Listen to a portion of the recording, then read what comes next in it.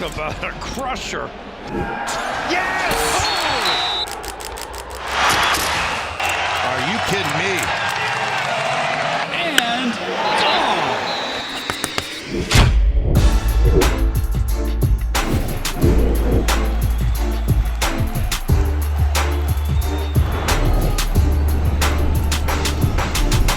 Welcome back to the Schoolyard Sports podcast. On this podcast, Lane Frank, we are now at episode 219. So we're 219 episodes through, and I got an action-packed episode planned for you. The NBA Finals, where the Oklahoma City Thunder are up 3-2, are going on right now. Will OKC close it out in Game 6, or will we go to a Game 7? Leave your answer in the comments.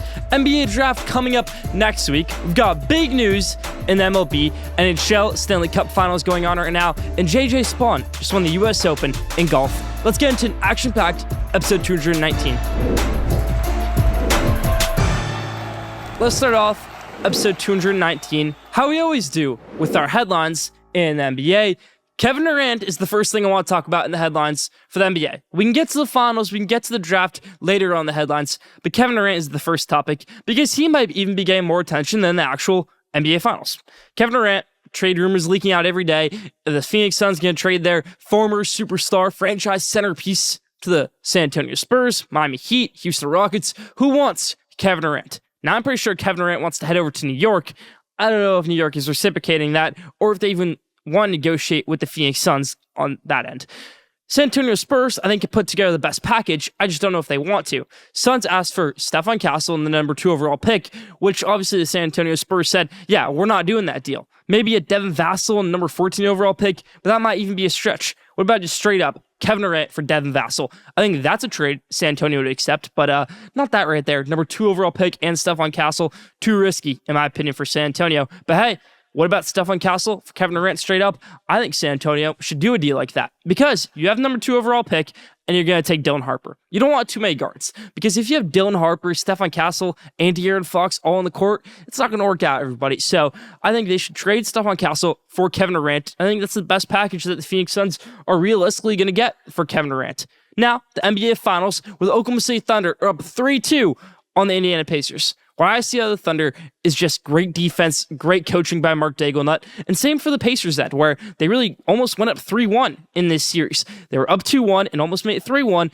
but in Game 4, Oklahoma City stormed back in the fourth quarter. Shai Gilgeous-Alexander proved that he's that guy, but still, Rick Carlisle inching closer to a second career championship, or Mark Daiglenut and the Thunder close it out in this one and get their first NBA championship in franchise history, everybody. Jimmy Butler, another top guy out there in the market this offseason. Where will he end up? Will it be somewhere like Memphis? Will it be Phoenix? Will it stay in Golden State? Will he go back somewhere else? I don't know. But Jimmy Butler, another big name to watch out for alongside Kevin Durant this offseason, just like they were at the trade deadline this season. Switch things over to the NHL. We've got the Florida Panthers up 3-2. And one more thing in the NHL. The Winnipeg Jets goalie was named MVP. Yes, a goalie was named MVP in the NHL this year.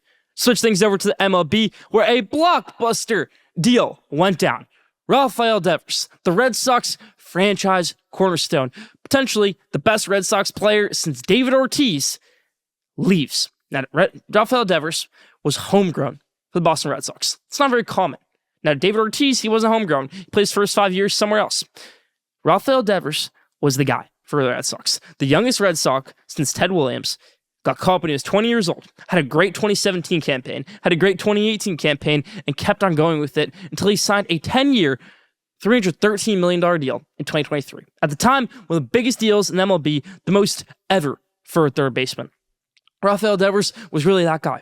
Then things went wrong this season with Alex Bregman coming in. We'll talk about more in the Schoolyard Sports Scream the Boston Red Sox, but I just wanted to bring that up. Rafael Devers traded away from the Boston Red Sox, heading over to the San Francisco Giants. The slugger will be playing third in San Francisco, not anything else, and he's making that clear. Shohei Ohtani returned to the mound the other night where he was touching 100 miles an hour, but he only went 1 inning.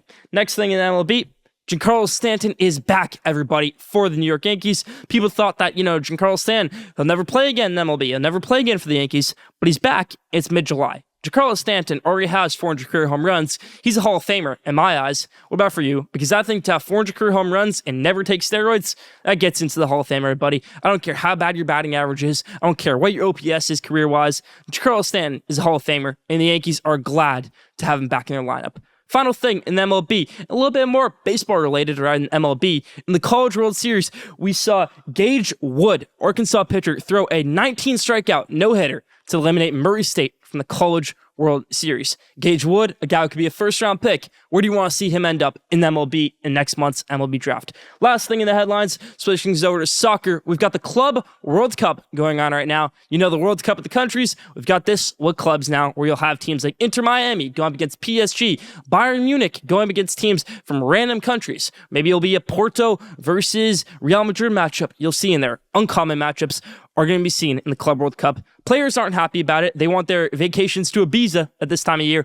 But no, they get the Club World Cup. And in America, see stadiums like Rose Bowl Stadium, Hard Rock Stadium hosting matches leading up to next year's actual World Cup. That's about for the headlines this week. Leave your thoughts in the comments.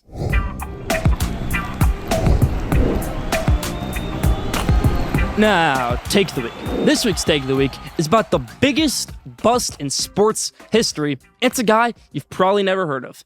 Brady Aiken, the number 1 overall pick in the 2014 MLB draft to the Houston Astros, is the biggest bust in sports history. Now, some people might want to say 2013 number 1 overall pick to the Astros, Mark Appel, a guy who never made the MLB in his time with the Astros, but eventually did with the Phillies as a reliever in 2022. But no, Mark Appel is not the biggest bust of all time. Brady Aiken is. Brady Aiken was number 1 overall pick in 2014 and didn't end up signing with the Astros because the Astros thought he had an elbow issue. They moved his contract down to $5 million. Brady Aiken said, no, I deserve more money than this. I'm going to go back to high school. I'm going to take a prep year at IMG. I'm from San Diego. Let's take a prep year at IMG. So to be a number 1 overall pick out of high school as a pitcher, that's a huge thing. Astros are taking a huge risk right there by taking a guy out of high school to be your number 1 overall pick, especially it being a pitcher. If you're going to do that, at least let it be a hitter. But to be a pitcher, you got to be confirmed to be the next Greg Maddux or Nolan Ryan in there. And maybe the Astros thought that, Brady Aiken, but they let him slip from their hands. He went back to the MLB draft the next year after a year at IMG. And in 2015, with the 17th overall pick, the Cleveland Indians thought they got a steal with Brady Aiken at number 17. Number 1 pick that year was Dansby Swanson. They didn't take Brady Aiken, the Arizona Diamondbacks. But Brady Aiken, everybody thought this guy could be a huge thing after being number 1 overall pick and being number 17 overall pick in 2015. So good that he got drafted in the first round twice. Yet Brady Aiken never made it to the MLB. Don't even think he ever made it to AAA or AA. Brady Aiken's career ended on October 6th, 2021, when he was released by the Cleveland Guardians, everybody. Didn't know that about Brady Aiken, the biggest bust in sports history. Now, for the Astros, it worked out for them. They didn't sign Brady Aiken, and they got a compensation pick next year, number 2 overall pick, and the number 5 overall pick they had in the 2015 MLB draft, which they used for Alex Bregman and Kyle Tucker. So it worked out for them. But for a team like the Indians, who thought they were getting the steal of the century of Brady Aiken, not so much. Didn't know that about the biggest bust in sports history. Bigger than Anthony Bennett, bigger than Hasheem Thabeet, bigger than any NFL guy like Jamarcus Russell you can think of. No, the biggest bust of all time is Brady Aiken, and that's Take of the Week.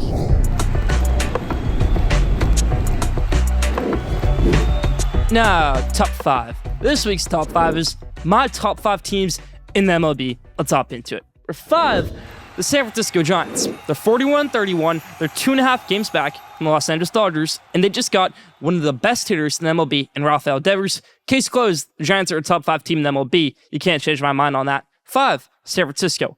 4, the Philadelphia Phillies. Was going back and forth here. Is it Yankees? Is it Phillies? Who is it? Similar records. Yankees are slumping right now. Phillies were for a while on a huge losing streak, but now they're picking things back up. Bryce Harper's getting back into the swing of things. The pitching is getting better. Trey Turner is getting better. Phillies, number 4. Number 3, the Detroit Tigers. Now they have the best record in the MLB. When I think about it, they're just not a complete package for me. You've got your Tarek Skubal, your elite starting pitcher. You're playing a 7-game series in the playoffs. I don't know if I can trust a Spencer Turnbull, a Casey Mize, a Jack Flaherty in that series. Now, the batting is good. You've got Kerry Carpenter, Riley Green, Javi Baez, Spencer Torkelson, a lot of good guys in there. There's no elite hitters. There's no $300 million hitters in that lineup, which I'm not saying is the worst thing, but it's not going to win you a World Series. 3, Detroit Tigers. 2, This one's controversial. New York Mets. I'm a huge Mets fan, and I think the Dodgers are a better team than the New York Mets. I'm going to say that. Even though I sometimes am biased to my New York Mets, I'm not going to be right here. Even though the Mets won the season series against the Dodgers, I just don't think in a 7-game series, the Mets can get it done.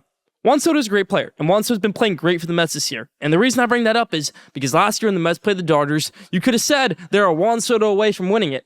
I would argue they're a little bit more than a Juan Soto away from winning that series. For the Mets, the starting pitching at the beginning of the year looked incredible. Clay Holmes was on fire, and granted, he's still playing well, but the guys like Griffin Canning, Tyler McGill, you thought they were going to be solid the whole season, they're really dipping off right now. David Peterson is the best Mets homegrown talent in years at the pitching position, which is great for the Mets. But now you're going down without Kodai Senga. Sean Manaea might come back soon, but guys like Frankie Montas, who you paid $15 million this offseason, can't even get out in AAA, everybody. He's got like a 10 ERA in AAA in 3 rehab starts. He's done terrible there. So for the Mets, the starting pitching doesn't get it done for me. 2, New York. 1, LA. The reason the Dodgers don't have the best record is because they do this every year, where they have so much talent in the bullpen, in the rotation, in the lineup, to where they kind of just switch guys out. They have a luxury to do that, where they can pick and choose who plays on what day, who are the 5 pitchers this week, who are the 5 pitchers next week. Eventually, by playoff time, by September, October, they'll have it all figured out, and they're going to be World Series champions again. So 1, Los Angeles Dodgers. 2, New York Mets. 3, Detroit Tigers. 4, Philadelphia Phillies. And 5, San Francisco Giants. That's about for top 5. Now, did you know? This week's Did You Know? It's a great one. Did you know Bryce Harper won MVP in 2021 and he wasn't even voted an All-Star? Bryce Harper, not even an All-Star in 21, not even an alternate in the All-Star game, still won MVP with a great second half of the season he had. 15-plus home runs and batting over 330 in the second half is what got Bryce Harper the 2021 MVP, where he finished with 35 home runs that season after not being an All-Star back in mid-July. Didn't know that? Leave it down in the comments. That's about for Did You Know this week. We'll start a dialogue here about Team USA Soccer, because a conversation needs to be had. This team, this country, which I love, Team USA Soccer, I would love for Team USA to win the World Cup. It's not going to happen. And it's a shame, because they're hosting the World Cup this year, and this is the peak of soccer in the U.S. Last year, we got Copa America here. Now we have the Club World Cup this year. We have the World Cup next year. And after that, you're not going to see anything big time for soccer in the United States for a very long time. It might be a booming sport in the United States, but the national team is currently hindering themselves. They got rid of Greg Berhalter, and they hired Mauricio Pochettino, a big-time European coach, away from Tottenham after he left them a few years ago, and they got him to coach the national team. And everybody thought it'd be a huge thing. But instead, he's not playing guys like Christian Pulisic, Valerian Balogun, Weston McKennie. Put on a USA match, you really only see Tyler Adams. Then you've got superstars in the past like Landon Donovan, who played in the Premier League for a very long time, one of the USA's greatest players of all time, saying that Christian Pulisic, these guys are soft, and he's calling out Christian Pulisic for that, saying that's basically his team, and that they're not doing anything good. Now, Christian Pulisic said that they decided to sit out the Gold Cup, a tournament that kind of is a precursor the summer before the World Cup, because the guys, they wanted a vacation, they wanted a break after a hard season. Okay, but Landon Donovan thought that was a little bit disrespectful. He decided to say, no, Christian Pulisic, these guys don't try hard. Christian Pulisic's dad took Twitter that day and Instagram to post something about Landon Donovan taking a sabbatical from soccer in 2013 and why he missed that 2014 World Cup, started an all-out war pretty much with USA Soccer legends and current players.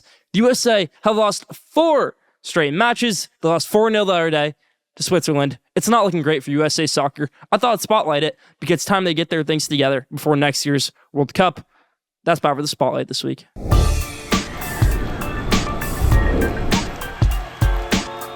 Now I want to scream on the Boston Red Sox this week. Why? Because they traded away Rafael Devers. Now, not necessarily that they traded away Rafael Devers, because Rafael Devers probably did have a foot at the door. But this should have happened a long time ago. It should have happened before you get in that contract extension, and then maybe it shouldn't even happened when you were having that huge dispute with him. Not after it got resolved, or at least we thought it got resolved. This is partially on Rafael Devers for saying, I play third. I'm not going to go play first. I'm not going to DH. Why? You're the worst third baseman in the American League. You have errors left and right. So what? You're a great hitter. I could do a better job at third base. Mark Vientos of my New York Mets, who's a terrible third baseman, probably could do a better job than you. So go and play first base, go and play DH while they pay you $313 million. That's my scream on Rafael Devers. But whatever, he gets his wish. He goes over to San Francisco where they've got Matt Chapman. I don't know what's going to happen there. He's injured right now. But when he comes back, who plays third? Because I think Chapman defensively is better than Devers. But do you please your $313 million superstar, or do you please your $150 million man and Matt Chapman? That's San Francisco's problem. For Red Sox, why did you give Rafael Devers all that money without resolving this situation? Years ago. January 2023, he signed his massive deal. Great, you got your future third baseman, first baseman, DH. I guess they thought down the line they could make him a DH like Big Papi. But now, they bring in Alex Bregman. They said he's going to be our third baseman. And Devers says, no, I'm not playing DH. I'm not going to first base while Casas is hurt. No. So what you thought could have been a dynasty in Boston, where you could have had Devers, maybe even Soto, maybe even Vlad Jr. one day, ends up just being Tristan Casas and company for right now. Roman Anthony, he can be great one day, and he's showing flashes in his first few weeks in the MLB. But the Red Sox right now, they're in a world of trouble. You could have used that money from not signing Devers in 2023, given $300 million more into an effort into sign Shohei Ohtani, where you could have given him $800 or $900 or even $1 billion.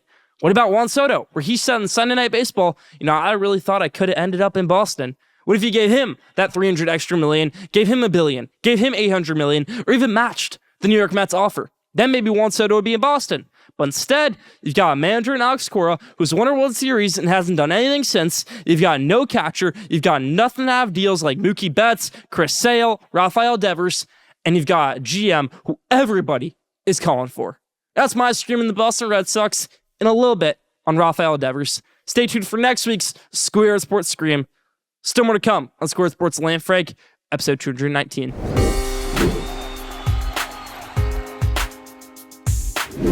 Now, what lane would I take? Shohei Ohtani edition. The guy who can throw 100 miles an hour, but can also be the best hitter in the MLB. Can he do both at the same time? In the Los Angeles Dodgers uniform, still yet to be seen. He made his debut pitching for the Dodgers the other night, and there was some rust in there. Yes, he's throwing 100 miles an hour. Yes, that splitter is still lethal, but he gave up a run to the Padres, which, it's not the end of the world. It's the Padres, the good team, but they only let him go one inning. And they have so many great pitchers. They have Blake Snell when he's healthy. They have Tyler Glasnow when he's healthy. You have even Kershaw in there when he's healthy. You have good pitchers on this team. Yoshinobu Yamamoto, an ace for them. Hiroki Sasaki. There's no need to have Shohei Ohtani being a pitcher. You can extend Shohei Ohtani's career by 10 years, 5 years, without him being a pitcher. It definitely hurts his hitting a little bit when that arm is that taxed. You can't hit him as much. You can probably hit him every day if he's not pitching. But you got to send him out at least maybe 2 days a week even as a hitter when he's pitching. So for Shohei Ohtani, if I'm you, later down in my career, no need to be a pitcher. You can always still train as a pitcher. You can be a reliever. You can be a closer. But for right now, maybe enjoy this pitching ride for 1 or 2 more seasons. But if it doesn't work out, I'd say go full-time hitter. Go full-time DH. Because you're a great hitter, Shohei Ohtani. And there's no reason to waste that hitting ability by trying to be a mid-level pitcher in the MLB. That's the lane I would take with Shohei Ohtani. A guy whose best season was a 2.4 ERA, which is great. But that was in 2022. We're in 2025 now. Shohei Ohtani showed flashes in the 2023 WBC by winning it for Japan. But can he show flashes now as a pitcher in the Dodgers organization? I don't know. And that's why I think the lane I would take if I was Shohei Ohtani would be to become a full-time designated hitter. That's my lane I would take for Shohei Ohtani. What lane would you take in the Shohei Ohtani situation if you were in his footsteps? Would you want to keep on doing both, hitting and pitching, or would you stick just one of them? Leave your answer in the comments. Now, at the buzzer. In this week's At the Buzzer, I want to talk a little NBA draft with you, where I think this year's NBA draft has more value than any NBA draft I've seen over the past 10, 15, 20, or maybe even all time, everybody. The reason I think that is, usually the NBA draft, top 14, top 10, that's where the real value picks are. There may be a diamond in the rough in the second round or late first round, but usually you're really going to get the cream of the crop in the top 10 and lottery. But now, I think there's talent all across the board, where you guys come out of college later in their career, not necessarily as making one and dones. I credit that to NIL and the transfer portal. These guys are more developed, to where in the lottery, you can get someone like Cooper Flagg, VJ Edgecombe, Ace Bailey. But if you miss out on those guys, no worries. There's Walter Clayton Jr., there's RJ Davis, there's Danny Wolf, there's Igor Durman. There's good players in this year's NBA draft all across the board, which is why I'm excited for it. I don't like the way the NBA is doing the draft this year. You know, you get the Wednesday NBA draft. I liked when it was on Thursday. I don't like how it's split into 2 days now. I think it was just better. Get it all over with one night. Have one night of the NBA draft. Nobody really cares about the second round anyways. So just keep it on all one night. I don't need 2 days of the NBA draft. Just keep it to 1 day for me. That's my take on the NBA draft right there. And how this week's at buzzer is NBA draft has more value than any other draft I've seen this century. That's about for at the buzzer this week.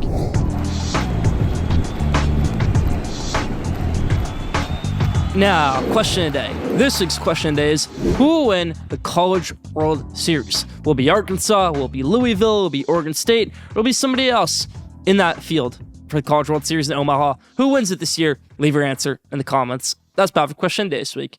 That's about for Schoolyard Sports and Lane Frank, episode 219. Thank you for tuning in. Follow Schoolyard Sports on Instagram at Schoolyard Sports. Follow Schoolyard Sports on X at Schoolyard Sport. Don't forget to subscribe, rate, and review for the best sports content in the world. Be back next week, episode 220. Stay tuned.